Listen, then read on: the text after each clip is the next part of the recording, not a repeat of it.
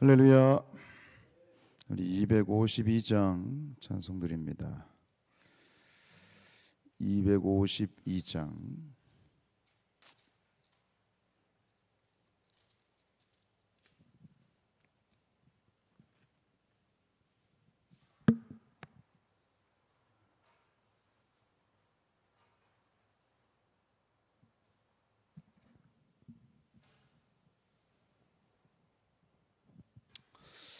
나의 죄를 씻기는 예수의 피밖에 없네. 다시 정케 하기도 예수의 피밖에 없네.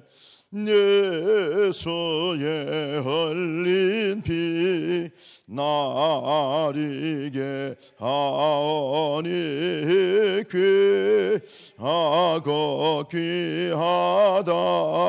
예수의 피밖에 없네. 나를 정케 하기는 예수의 피밖에 없네. 사죄하는 증거도 예수의 피밖에 없네. 예수의 흘린 피 나리게 하오니 귀하고 귀하다. 예수의 피밖에 없네. 나의 죄속 하기는 예수의 피밖에 없네. 나는 공로 없으니 예수의 피밖에 없네. 예수의 흘린 피 나리게 하오니 귀하고 귀하다. 예수의 피밖에 없네. 평안함과 소망은 예수의 피밖에 없네. 나의 의는 이것뿐 예수의 피밖에 없네. 예수의 흘린 피 나리게 하오니 귀하고 귀하다. 예수의 피밖에 없네. 영원토록 내 할 말 예수의 피밖에 없네. 나의 찬미 제목은 예수의 피밖에 없네. 예수의 흘린 피 나리게 하오니 귀하고 귀하다. 예수의 피밖에 없네. 아멘. 사도신경으로 신앙을 고백드립니다. 전능하사 천지를 만드신 하나님 아버지를 내가 믿사오며 그 외아들 우리 주 예수 그리스도를 믿사오니 이는 성령으로 잉태하사 동정녀 마리아에게 나시고 본디오 빌라도에게 고난을 받으사 십자가에 못 박혀 죽으시고 장사한 지 사흘 만에 죽은 자 가운데에서 다시 살아나시며 하늘에 오르사 전능하신 하나님 우편에 앉아 계시다가 저리로서 산자와 죽은 자를 심판하러 오시리라. 성령을 믿사오며 거룩한 공회와 성도가 서로 교통하는 것과 죄를 사하여 주시는 것과 몸이 다시 사는 것과 영원히 사는 것을 믿사옵나이다. 아멘. 요한계시록 16장입니다.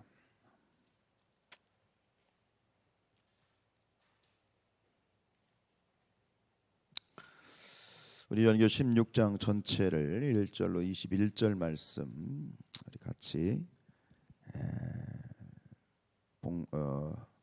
같이 읽겠습니다. 또 내가 들으니 성전에서 큰 음성이 나서 일곱 천사에게 말하되 너희는 가서 하나님의 진노의 일곱 대접을 땅에 쏟으라 하더라.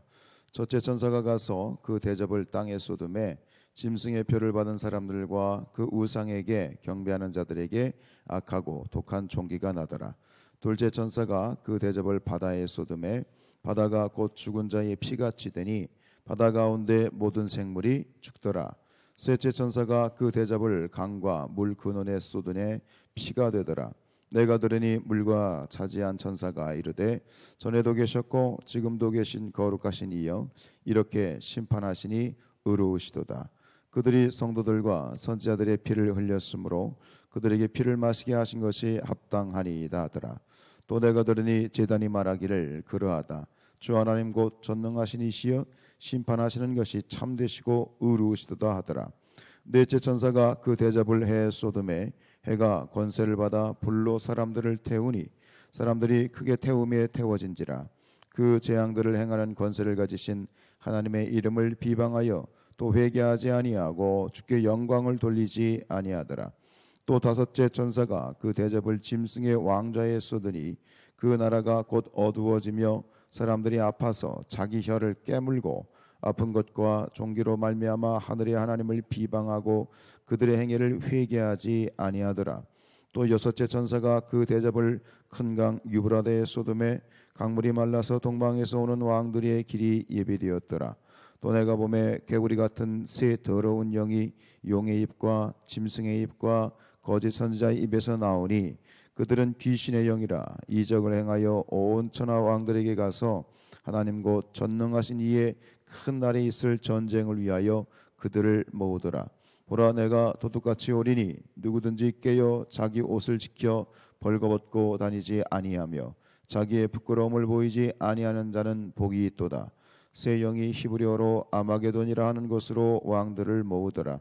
일곱째 천사가 그 대접을 공중에 쏟음에 그 음성이 성전에서 보좌로부터 나서 이르되 되었다 하시니 번개와 음성들과 우레소리가 있고 또 큰 지진이 있어 얼마나 큰지 사람이 땅에 있어 온 이래로 이같이 큰 지진이 없었더라. 큰 성이 세 갈래로 갈라지고 만국의 성들도 무너지니 큰 성 바벨론이 하나님 앞에 기억하신 바 되어 그의 맹렬한 진 포도주단을 받으며 각 섬도 없어지고 산악도 간데 없더라. 또 무게가 한 달란트나 되는 큰 우박이 하늘로부터 사람들에게 내리매 사람들이 그 우박의 재앙 때문에 하나님을 비방하니 그 재앙이 심히 크미르라. 아멘. 오늘 또 세 번째 7월의 주일 이 새벽 깨우시는 모든 분들에게 하나님의 큰 은혜가 함께하시길 축복합니다.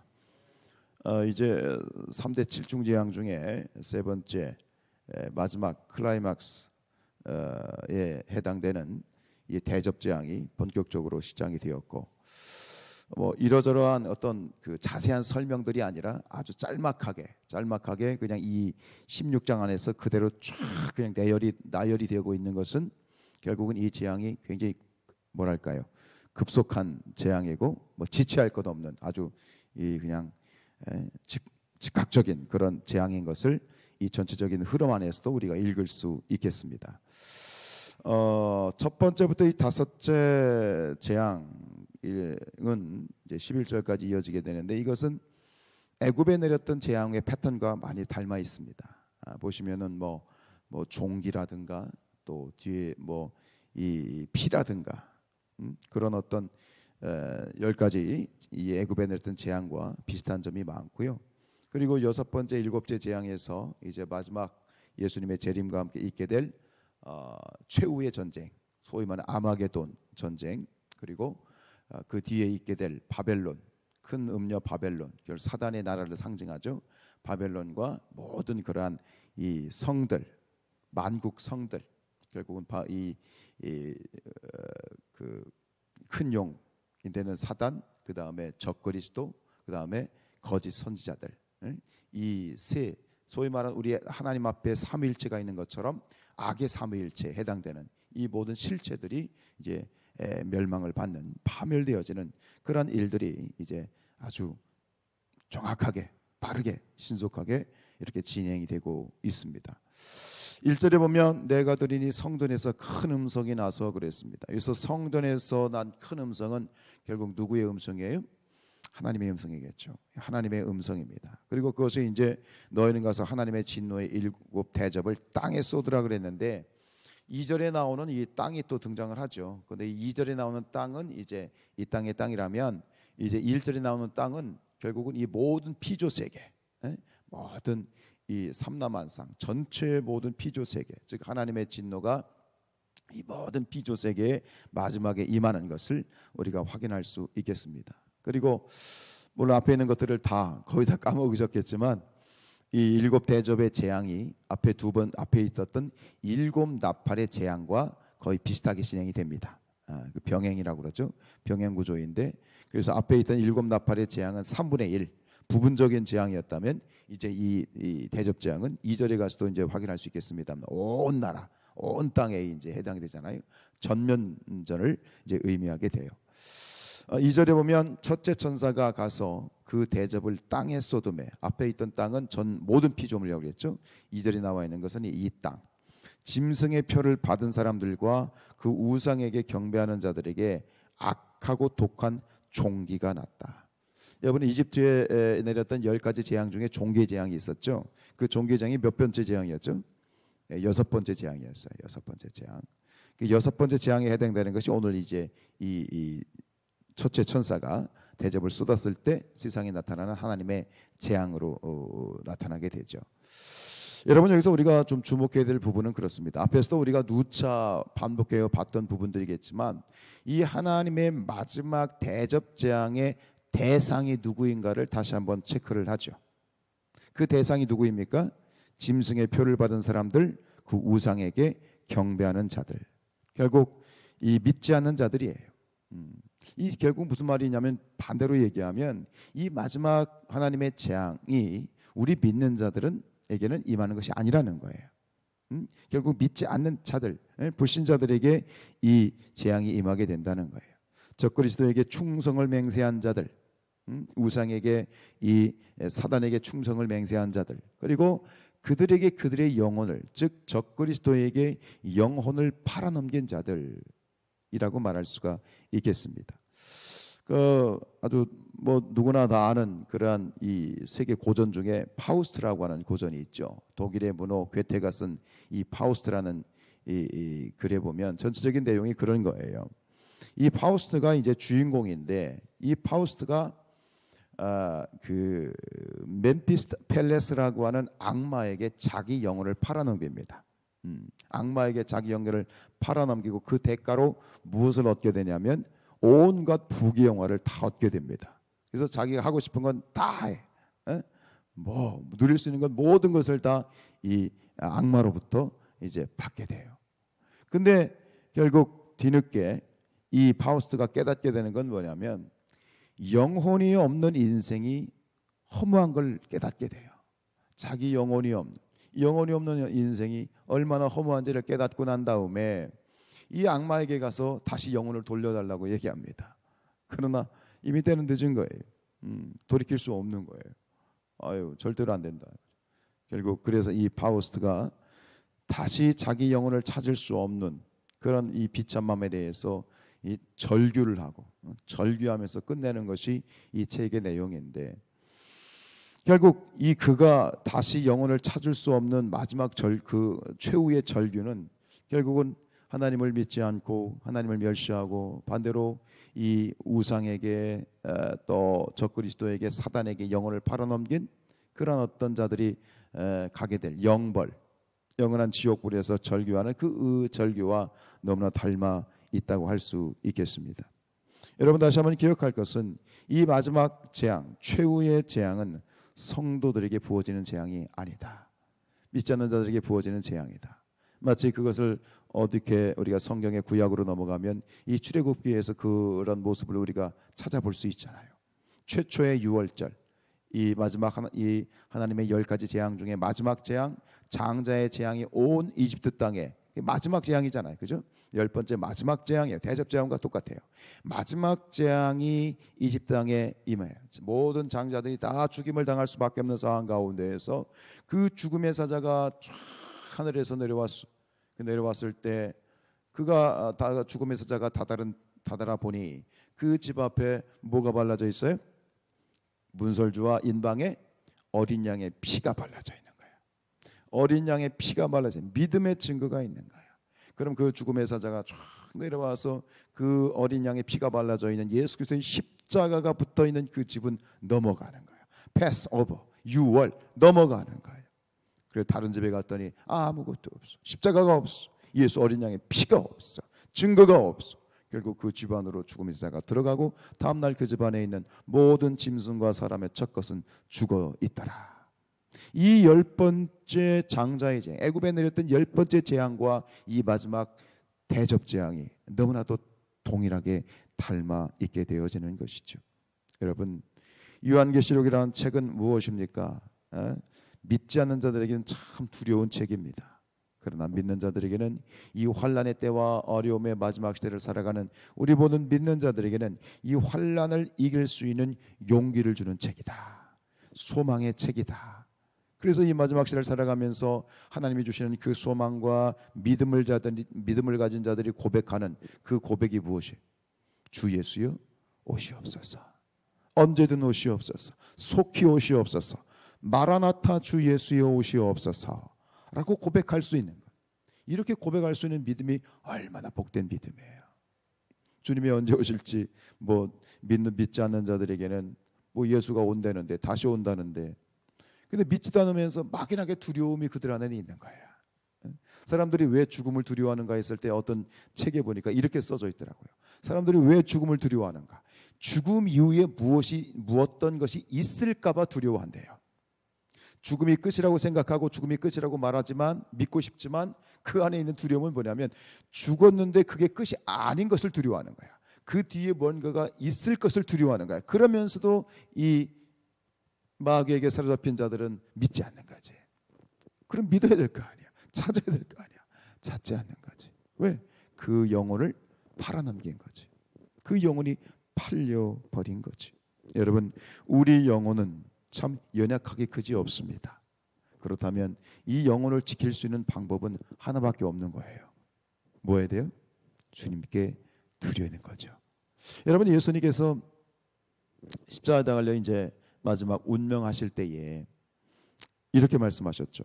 누가복음 23장 46절에 예수께서 큰 소리로 불러 이르되 아버지 내 영혼을 아버지 손에 부탁하나이다. 이것이 예수님의 마지막 이제 죽음의 순간에 드리는 고백이지만, 아버지 내 영혼을 아버지 손에 부탁합니다라는 이 고백이 죽음의 마지막 순간에 우리가 드려지는 고백이 아니라 우리 매일의 삶에서 매 순간마다 하나님께 드려야 될 고백이다라고 저는 고백하고 싶어요. 오늘도 내일도 아침에도 저녁에도 순간마다 아버지 하나님 내 영혼을 받아주십시오. 내 영혼을, 그 말은 뭐예요? 하나님 내 영혼을 지켜주십시오. 붙들어 주십시오라는 고백이 아닐까 싶습니다. 제가 존경하는 이 함석헌 선생님이 계신데요. 이 함석헌 선생님 시를 많이 쓰셨죠. 근데 이 함석헌 선생님이 쓰신 그 시 중에 내 마음 다 팔았구나라는 시가 있어요. 내 마음 다 팔았구나. 아주 시적인 표현으로 팔았구나가 아니라 팔았구나라는 시가 있는데요. 제가 그 교회 홈페이지에 자유 게시판에 어제 올려놨는데 한번 보셨으면 좋겠어요. 다 한번 읽어드릴 수는 없는데 이렇게 시작이 돼요. 내 마음 다 팔았구나. 다 팔아 먹었구나. 아버지가 집에서 나올 때 채곡채곡 넣어주시며 잃지 말고 닦아내어 님 보거든 드리라 일려주시던 그 마음, 이 세상 길거리에서 다 팔아 먹었구나. 속았구나. 세상한테 속았구나. 그 사탕에 마음 팔고 그 옷에 마음 팔고 고운 듯 꿰는 눈에 뜨거운 마음 다 팔고 피리소리 좋은 듯해 있는 밤 툭 털어주고 샀더니 속았구나. 속 없는 세상한테 속았구나. 세상아 내 마음을 도로 주어 이 껍데기 세상아, 내가 날 속여 껍데기로 만들었지만 내게 줄 내 마음이 아니었더라. 님께 바쳐야 할 내 마음을 도로 내놓아 어서 내놓아 내가 본시 내게서 받을 것이 없었노라. 시의 일부분입니다만 가만히 이 시를 묵상하고 있으면 너무 마음이 아파요. 왜 마음이 아픈가? 이 시인의 고백이 또 내 고백이니까. 내 영혼을 팔아넘기지는 않았나. 내 마음을 세상에 속아서 다 팔아넘긴 이 텅 비어있는 이 내 마음이 보여지니 너무 쓰리고 아파서, 속이 쓰리고 아파서 참 그렇습니다. 님께 바쳐야 할 내 마음을 도로 내놓아 어서 내놓아. 여기서 말하는 님이라고 하는 건 주님이시죠. 근데 주님께 드려야 할 내 마음이 없는 거야. 다 세상에 팔아넘겨가지고.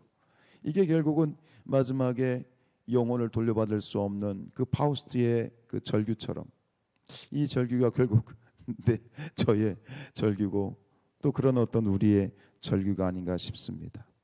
여러분들의 영혼이 지금 어디에 있습니까? 여러분, 우리의 영혼이 주님 손에 있기를 원합니다. 주님 손에 우리의 영혼이 있기를 원합니다.